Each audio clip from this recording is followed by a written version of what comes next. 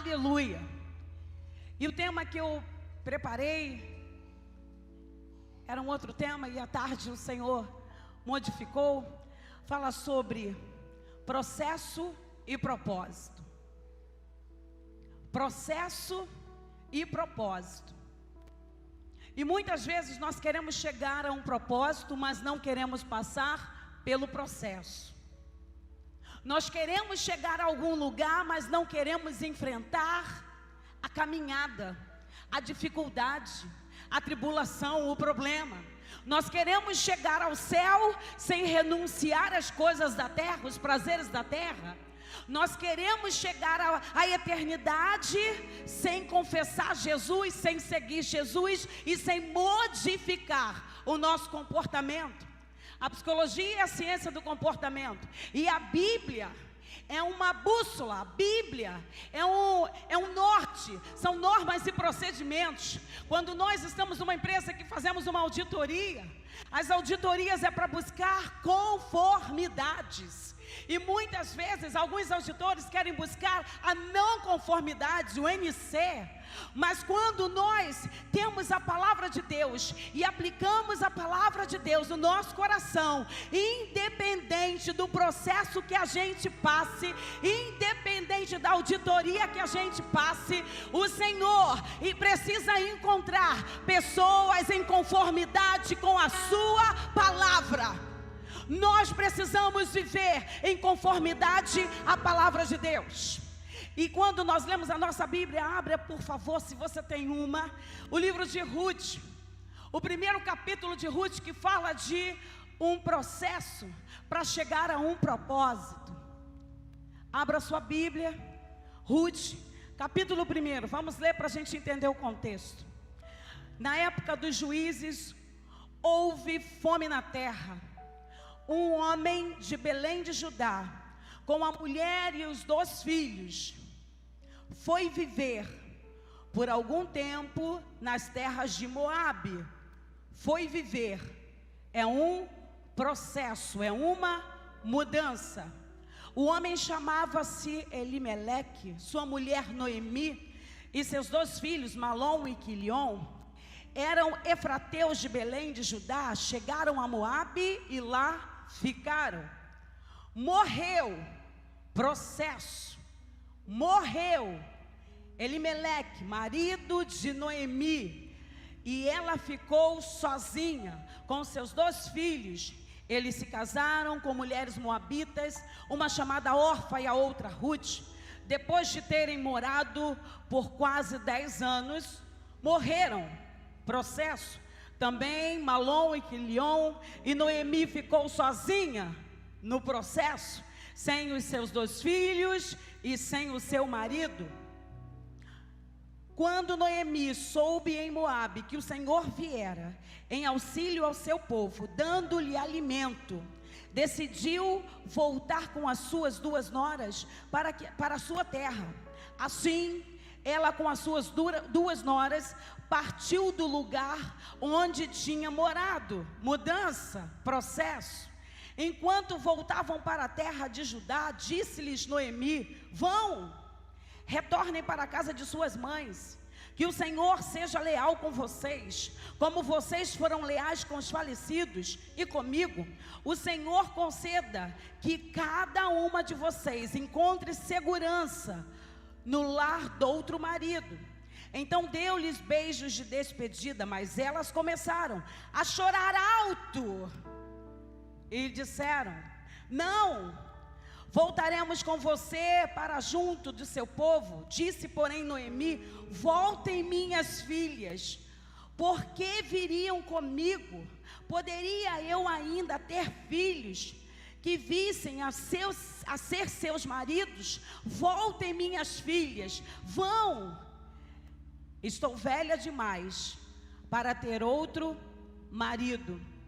E mesmo que eu pensasse que ainda há esperança para mim, ainda que eu casasse essa noite e depois desse à luz filhos, iriam vocês esperar até que eles crescessem? Ficariam sem se casar à espera deles? De jeito nenhum, minhas filhas. Para mim é mais amargo do que para vocês processo, pois a mão do Senhor voltou-se contra mim. Impreensão. Elas então começaram a chorar alto de novo.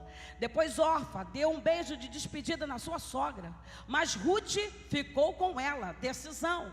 Então Noemi aconselhou: veja, sua concunhada está voltando com o seu povo para o seu Deus, volte com ela. Ruth, porém, respondeu: não insistas comigo que te deixe e que não mais te acompanhe.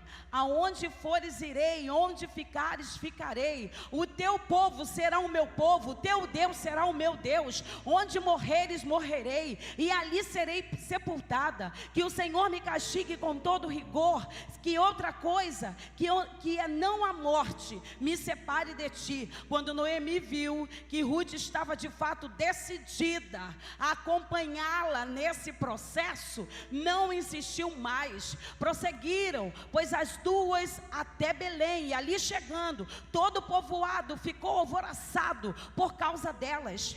Será que é Noemi? Perguntaram as mulheres.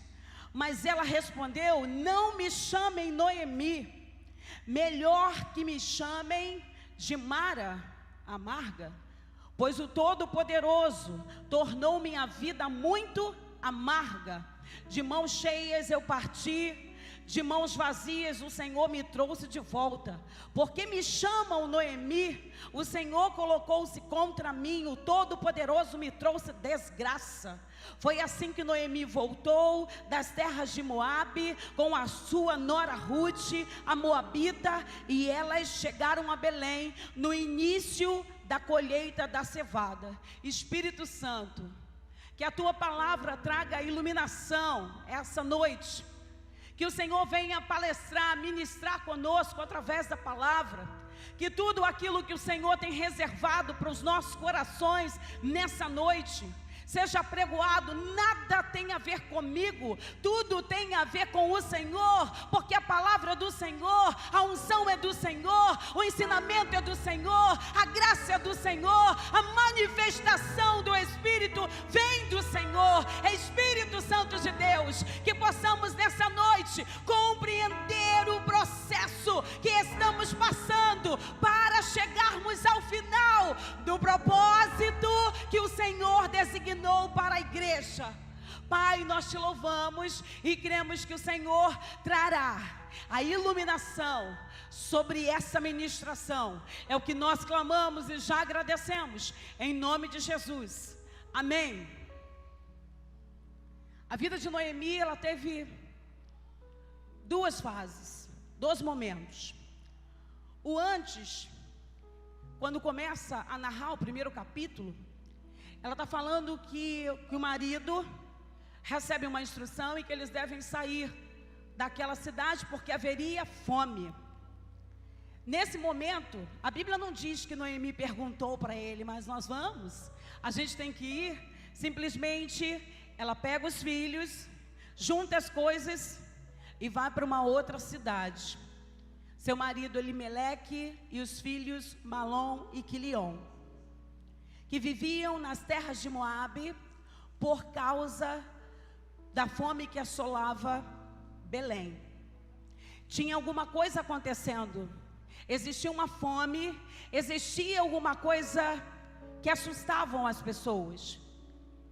E geralmente quando uma notícia chega que quer tirar a nossa paz, a nossa tendência não é cair para cima, a nossa tendência é fugir. A nossa tendência no processo é sair da linha de frente.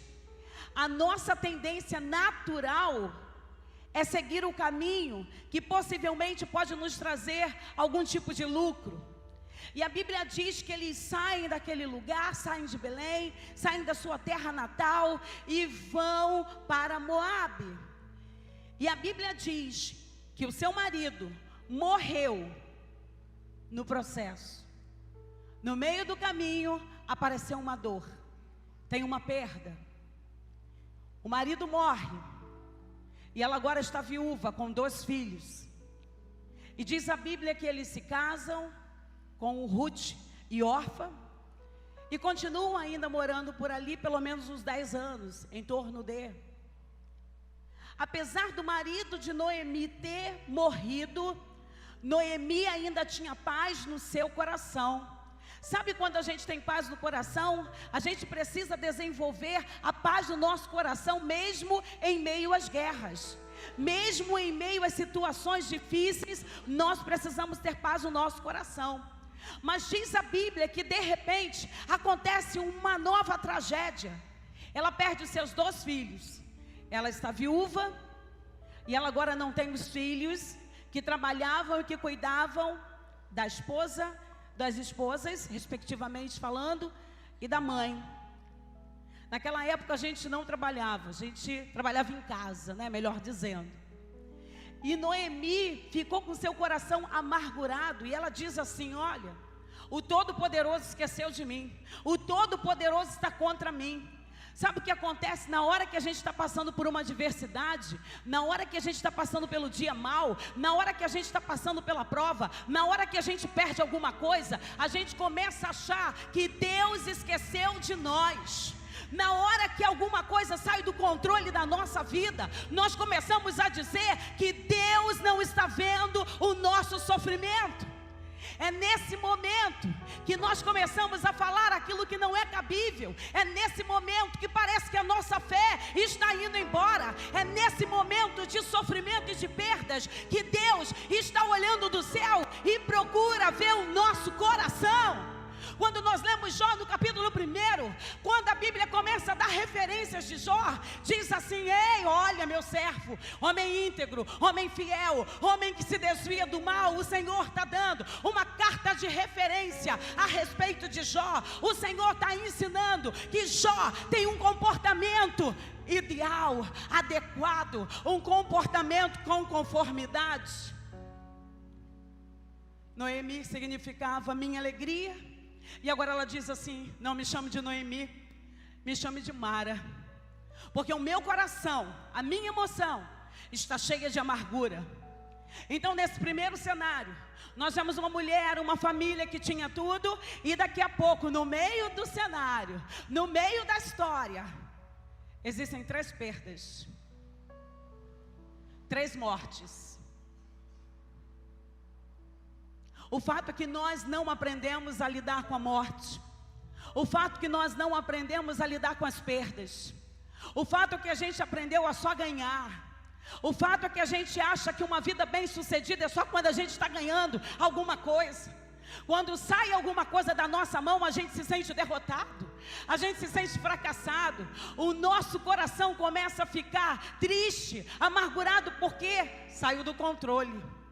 Naquele momento, ela diz assim: morreram ambos, Malom e Quilion, ficando assim essa mulher desamparada dos seus 2 filhos e do seu marido. Ruth 1:5. O quadro que tomou conta da vida era trágico. Era uma situação trágica, era uma situação de derrota, aparente derrota. E que coisas mais terríveis poderiam acontecer para aquela mulher, para aquelas meninas? Diz a Bíblia que ela resolve voltar. Diz a Bíblia que elas ouviram dizer que agora o Senhor havia provido, o Senhor havia enviado recurso, o Senhor havia enviado alimento, o mantimento, e elas decidem voltar. E quando elas estão entrando na cidade, que a mulher vê tudo, mulher olha tudo, mulher olha, eu falo: marido, tu viu? Não, eu não vi nada. Eu falei: gente, não é possível. Mas mulher vê tudo, mulher olha a roupa, olha a cor do batom, olha a cor da unha, mulher vê tudo, visão de águia. Naquele momento que elas estão entrando na cidade, elas dizem assim: ei, não é Noemi? E elas falam assim: não me chame de Noemi. Ela deixou de ter alegria no seu coração e ela diz: me chame de agora de Mara, amarga, sofrida, sem alegria. E geralmente quando nós passamos por coisas terríveis na nossa vida, com perdas na nossa vida, nós começamos a questionar a Deus: será que Deus me ama?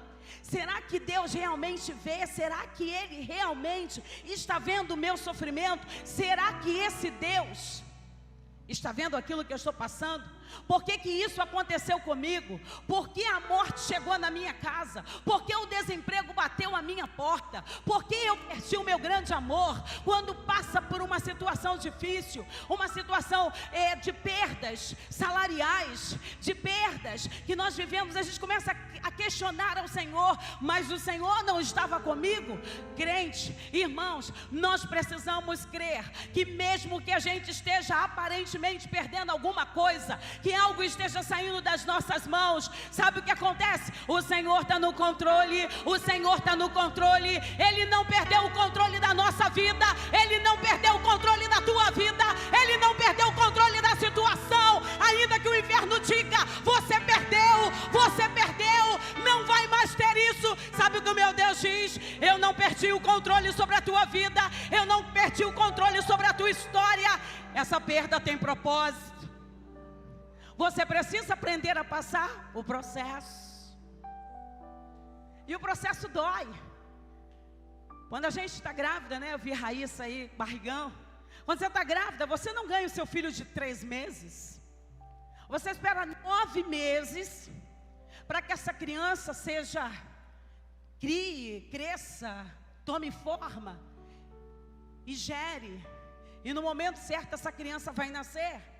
Porque quando uma criança nasce antes do tempo, o que acontece? Ela fica na incubadora para pegar peso. Significa dizer que até para o nascimento tem tempo determinado. Eclesiastes 3 diz: há tempo de sorrir, há tempo de chorar, há tempo de plantar, há tempo de colher, há tempo de viver, há tempo de morrer. Eclesiastes está dizendo assim: não importa o que você está vivendo, eu tenho um tempo determinado para todo sofrimento, para toda dor, para toda lágrima. Ei, não é o fim, não será sempre assim. Eu sou o Deus que estou com você. Sou eu que te levanto pela manhã, sou eu que faço o sol nascer, sou eu que faço a chuva descer. Eu sou o teu Deus. Independente das circunstâncias, independente do processo, o processo é para aperfeiçoar a gente. A gente diz que vive da provisão de Deus, mas a gente não acredita quando algo ruim acontece. A primeira coisa que a gente tem que fazer é reclamar. E aí eu até esqueci, fiz a live na hora do almoço, rapidinho, e falando sobre isso, a Carol postou assim: mãe, ela está vivendo realmente, eu não perdi o controle, porque independente do que a gente está passando, do que eu passei ontem, o Senhor não perdeu o controle da minha vida. Independente do prejuízo que você tome, o Senhor não perdeu o controle da nossa vida. Eu me alegrarei em ti, independente das circunstâncias. O Senhor quer olhar para o nosso coração e quer ver. Vamos ver se ela vai blasfemar, vamos ver se ela vai reclamar, vamos ver se ela vai adorar. A primeira vontade é a gente desistir, a primeira vontade é a gente parar, a primeira vontade é a gente falar um monte. Mas é nesse momento que o nosso coração precisa estar alinhado com aquilo que a Bíblia diz. E independente da situação, eu estou com você. Independente das circunstâncias, eu sou o teu Deus. As tribulações, o processo, nos aproximam do Senhor, fazem com que nós dependamos mais dEle. Porque às vezes a gente começa a se tornar autônomo. Eu faço, eu aconteço, eu tenho, eu posso.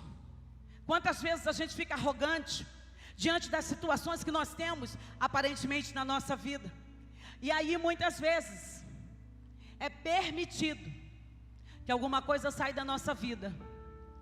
Quando nós somos espremidos, quando nós estamos sob pressão, na hora que nós somos espremidos, esmagados, vai sair o melhor que está em você. Vai sair o melhor que está em você.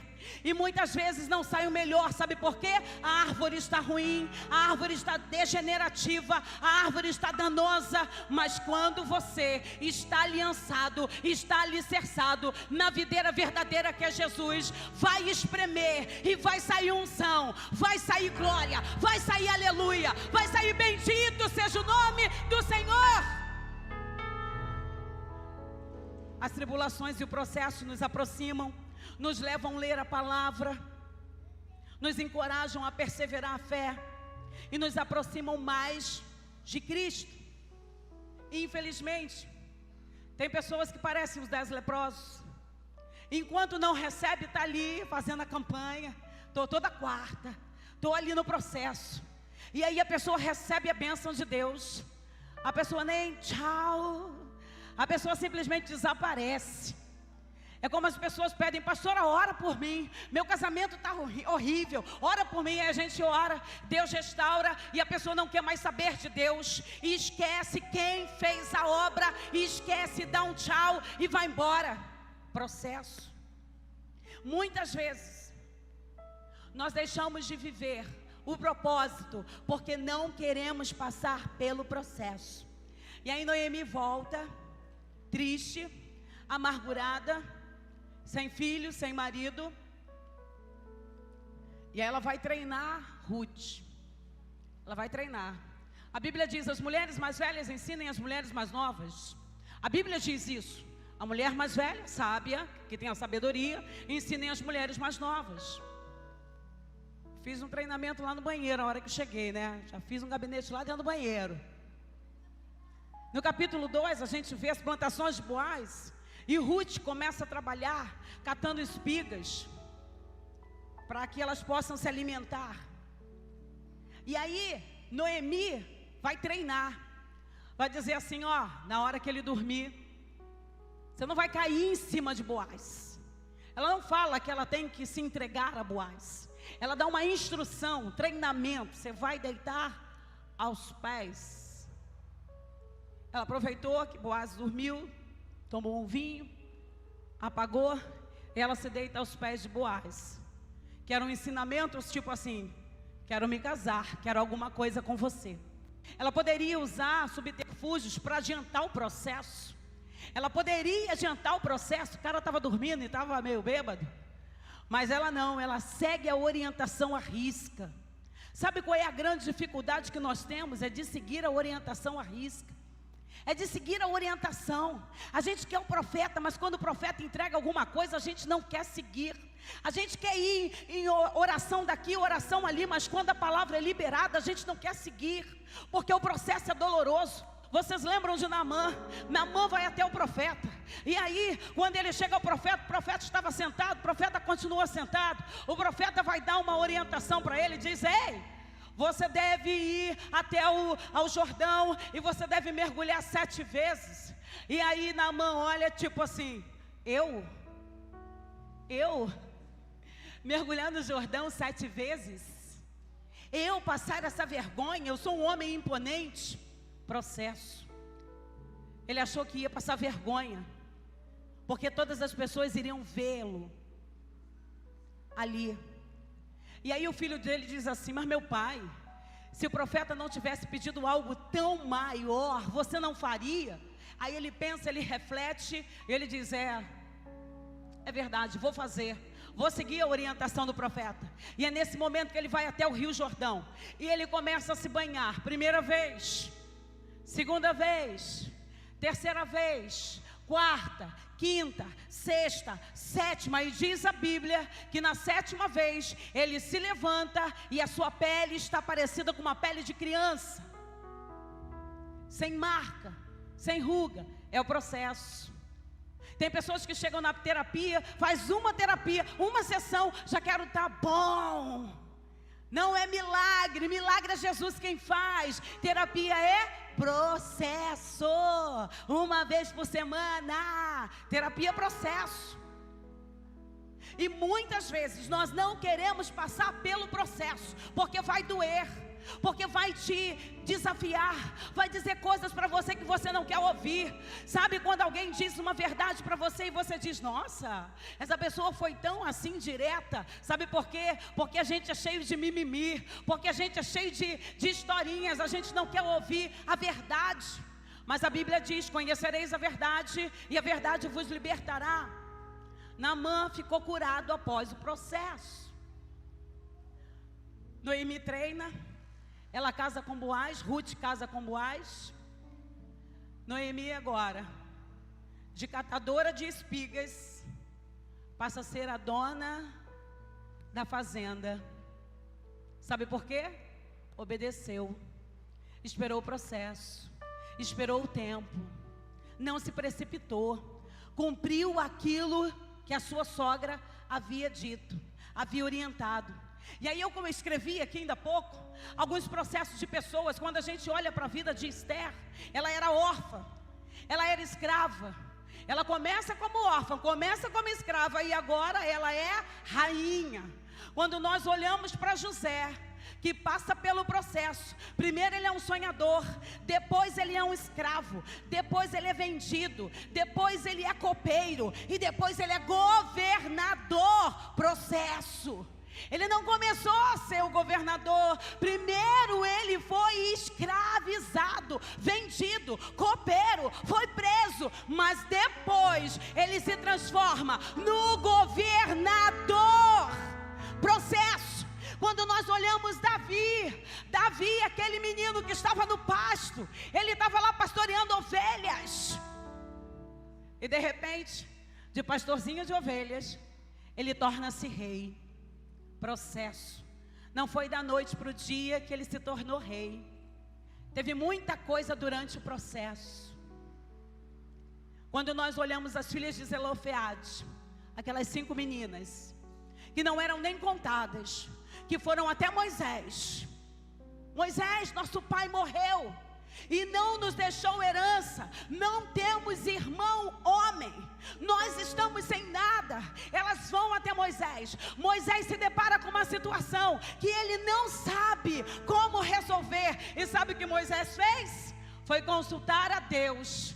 Muitas vezes nós passamos por processos que nós não compreendemos, que a gente não sabe, e a gente não consulta a Deus. A gente consulta a internet, a gente joga no Google, a gente procura em todos os lugares, mas a gente não consulta a Deus. Sabe o que eu aprendi ao longo da minha vida, aos meus 50 e alguma coisa? Eu aprendi que consultar a Deus e seguir a Deus, eu terei a melhor oportunidade, a melhor resposta, independente do processo que eu vá passar. E agora, a gente vê Ruth, catadora de espigas, agora é dona da fazenda. Ela se casa com Boaz. No último capítulo, no último versículo, aqui os últimos versículos, fala desse casamento e diz assim, no 13: Boaz casou-se com Ruth, e ela se tornou sua mulher. Boaz a possuiu, o Senhor concedeu que ela engravidasse dele e desse luz a um filho. Aí as mulheres novamente, as mesmas lá, disseram a Noemi: louvado seja o Senhor, que hoje não a deixou sem resgatador. Resgatador. Em outras versões, restaurador. De quê? De emoções. Restaurador, resgatador. De quê? Da alegria. Agora eles têm um filho, e esse filho ali vem da geração. Quando a gente olha no versículo 18, começa a falar ali dos antepassados. Queridos, é o processo que Ruth passou, de obediência, de seguir as instruções. Quando a gente segue as instruções, nós somos bem-sucedidos. E agora ela tem um filho para ser o seu resgatador. Que o seu nome seja celebrado em Israel. O menino dará a você nova vida e sustentará você na velhice, pois é filho da sua nora, que ama, que é melhor do que 7 filhos para você.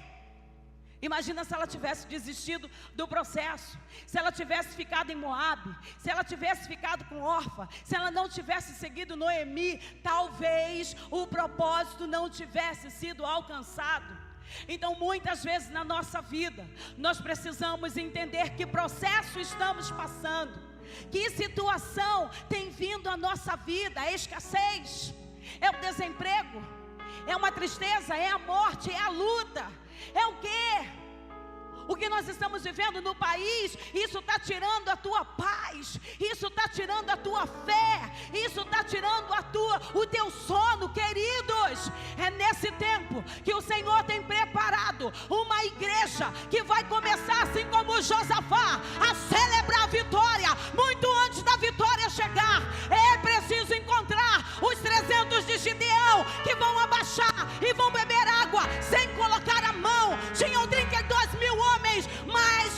sobraram os 300 de Gideão. Nesse tempo, sobrarão os 300 de Gideão. O Senhor precisa encontrar homens e mulheres que queiram ser desafiados no processo. Nós temos o jejum e oração até o dia 29. Quantos de nós temos realmente orado por essa nação e temos jejuado por essa nação? Foi feita uma convocação espiritual. E muitas vezes a gente não quer obedecer uma convocação espiritual. A gente diz assim, pode dar orientação espiritual na igreja, mas essa orientação aí eu não quero. Por quê? Nós temos dificuldade em receber uma orientação. Eu quero que libere uma palavra para eu arrumar um emprego. Eu creio na oração do pastor tal, eu creio na direção do pastor tal. Mas muitas vezes, quando uma orientação espiritual, quando uma guerra está acontecendo e nós estamos vivendo em meio a uma guerra, bota a boca no pó, porque talvez ainda haja esperança. A igreja de Jesus foi chamada para guerrear. Nós somos chamados para guerrear, não para ficar prostrado, deitado eternamente em berços esplêndidos. Não, nós fomos chamados para guerrear, para ser uma igreja guerreira, para ser uma igreja que vai se levantar, uma igreja que vai dizer quem é o teu Deus. Mas a gente está perdendo a fé.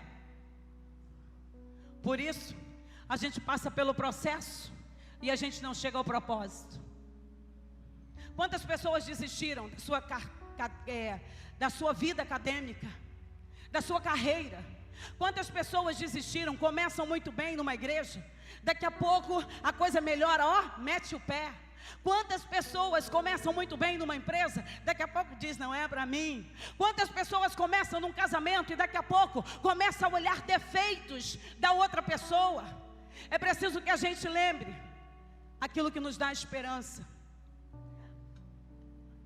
Ruth seguiu a orientação, passou pelo processo.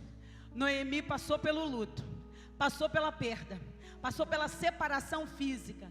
Mas agora ela diz assim: Noemi pôs o menino no colo e passou a cuidar dele. As mulheres da vizinhança celebraram o seu nome e disseram: Noemi tem um filho. E lhe deram o nome de Obed. Este foi o pai de Jessé, pai de Davi. Entrou para a história. Propósito. Mas o processo precisou ser vivido. Recebi Jesus, não quero mais passar pelo processo. Aceitei a Cristo no meu espírito, não quero mais passar pelo processo. Você que recebeu Jesus, você precisa passar pelo processo. O processo da santificação, sem a qual ninguém verá a Deus. Hoje a gente não fala mais de santificação, hoje a gente não fala mais de arrependimento, hoje a gente não está falando mais de mudar de vida. Mudar de vida, quem tem a Jesus no seu coração, muda de vida, vive conforme a Bíblia diz. Sabe por que não tem milagre? Porque nós abandonamos o processo. E aí a gente não chega ao propósito. O nascimento do filho de Ruth, para entrar na genealogia de Davi, passou por um processo. 4 capítulos, anos, desde uma mudança, desde uma saída de um lugar, desde fugir da fome, desde ter uma vida melhor, e de repente, uma tristeza. Tem um livro secular que diz: no meio do caminho apareceu um amor. O livro é escrito de trás para frente, é muito interessante. E no meio da nossa vida, aparecerão dores, tristezas, desafios. As pessoas acham que receber Jesus não vai passar por mais nenhuma tribulação, que nós não passaremos mais por nada. Não é verdade. No mundo vocês terão aflições, mas tende bom ânimo. O bom ânimo é... Não dorme não, acorda aí. O bom ânimo é o quê? Você levantar. O bom ânimo é você olhar para a situação e falar assim: olha, eu não estou vendo oportunidade, mas quem abre a porta e a janela é o Senhor. Eu não estou vendo que vai dar em nada. Não se prenda a números, não se prenda a números, se prenda naquilo que Deus liberou sobre a igreja para esse tempo.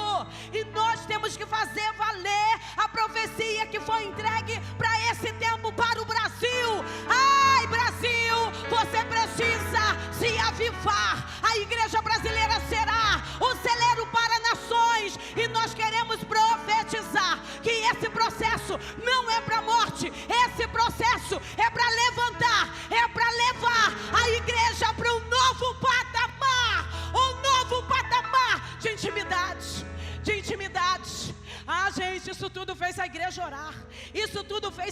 a jejuar.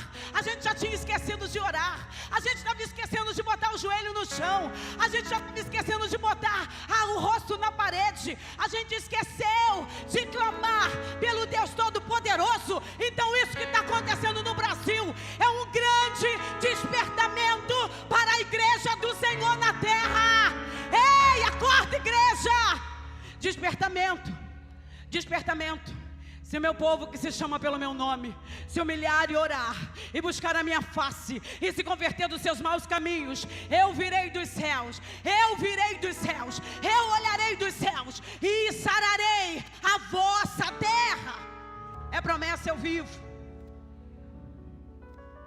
E diz a palavra para fechar: eu vou restituir os anos que comeu o gafanhoto, o locusta, a lacusta, o pulgão e a lagarta, o meu grande exército que enviei contra vós, e comereis abundantemente, e vos fartareis, e louvareis o nome do Senhor vosso Deus, que procedeu para convosco maravilhosamente, e o meu povo nunca mais, nunca mais, nunca mais será envergonhado. Joel está dizendo essa palavra: ah, Senhor, tu nunca me deixarás no chão. Ah, Senhor, humilhada e deixando o inimigo das nossas almas sair como vencedor.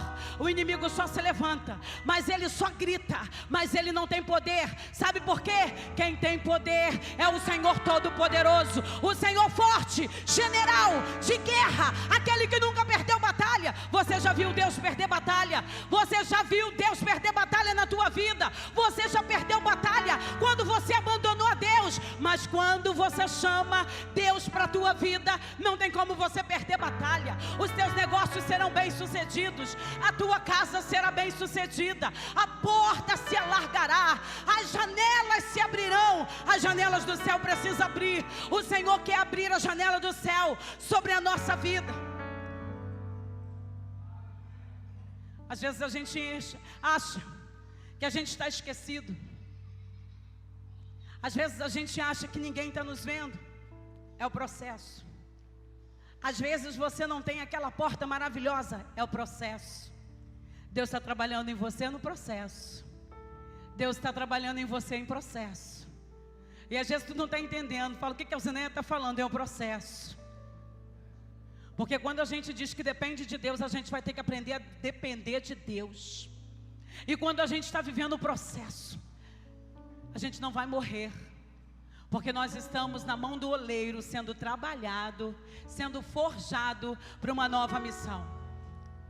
Então eu quero convidar você nessa noite a entender que o processo que você está vivendo vai te levar ao propósito. Se Ele fizer, Ele é Deus. Se Ele não fizer, Ele continua sendo Deus. Se Ele apertar hoje, o que vai sair? Se Ele apertar a Alzineia hoje, o que vai sair da boca de Alzineia? Se eu perder, o que vai sair da minha vida? Se eu deixar de ganhar, o que vai sair da minha vida? Se as coisas não acontecerem do jeito que eu planejei, o que vai sair da minha vida? É isso que a gente precisa ver. Não é só vir à igreja, é entender que lá fora você vai ser igreja e você vai ser apertado. E no momento que você for apertado, vai sair o quê? Vai sair unção, vai sair glória, vai sair aleluia. Bendito seja o nome do Senhor. Deus me deu, Deus tomou. Bendito seja o nome do Senhor. Deus me deu, Deus tomou. Bendito seja o nome do Senhor. Deus me deu, Deus tomou. Bendito seja o nome do Senhor. A gente só agradece quando ganha. A gente só agradece quando o bolso está cheio. A gente só agradece quando tem fartura. Não, comece a agradecer pela dificuldade. Fala, Senhor, eu estou passando pela dificuldade, mas o que eu estou aprendendo, o que o Senhor quer me ensinar nesse processo? Eu estou sendo esmagado, eu estou sendo apertado, tudo está dando errado. O que o Senhor quer me ensinar nesse processo? É o processo que vai te levar ao propósito, à vitória. Então nessa noite, talvez você tenha começado a vida, assim como Noemi e a sua família, com perdas, com decepções. Noemi se decepciona tanto que ela diz: Deus esqueceu de mim, Ele não está feliz comigo. Por que nós falamos isso? Porque quando sai do nosso controle, a gente tem que culpar alguém, a gente tem que jogar para cima de alguém. Mas nessa noite, você não vai jogar responsabilidade para ninguém. Você vai dizer: eu quero aprender com o processo para viver o propósito. Se você estiver no epicentro da vontade de Deus, Deus vai colocar todas as coisas no lugar, porque Ele é Deus. Ele é Deus. O Senhor é Deus. E nessa noite, eu gostaria de orar, que eu adoro orar, vocês sabem. Eu gostaria de orar por você. Você que está passando pelo processo, levante sua mão. O processo que você está passando, processo mesmo. E que muitas vezes dá vontade de desistir. Mas eu quero liberar a palavra de Deus aqui nessa noite. Que esse processo não é para a morte, é para te forjar para uma nova vida. Coloque-se de pé, por gentileza.